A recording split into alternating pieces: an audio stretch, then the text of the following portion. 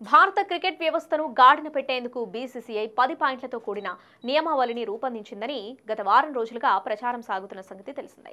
అయితే దీనిపై బీసీసీఐ అధికారిక ప్రకటన చేయనప్పటికీ ఆ నిబంధనలను అమలు చేయడం ప్రారంభించినట్లు తెలిసిందే.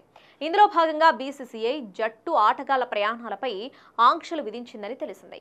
ప్లేయర్స్ ఎవరికీ కూడా వ్యక్తిగత వాహనాలను సమకూర్చకుండా ఆటగాళ్లంతా కలిసి ఒకే బస్సులోనే ప్రయాణించేలా ఏర్పాటు చేస్తుందని సమాచారం అందింది. ప్రాక్టీస్ సెషన్ పూర్తయ్యే వరకు ప్లేయర్స్ అంతా కూడా మైదానంలోనే ఉండాలి.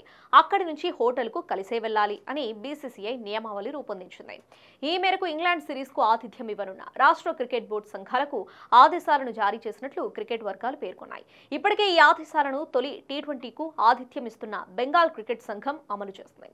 ఈ తొలి టీ20 మ్యాచ్ కోసం ఇప్పటికే భారత్, ఇంగ్లాండ్ జట్లు అక్కడికి చేరుకున్నాయి. అయితే మ్యాచ్ కు ముందు ప్రాక్టీస్ చేసిన ప్లేయర్స్, సహాయక సిబ్బంది అంతా కూడా హోటల్ నుంచి ఒకే బస్సులో వెళ్లారు.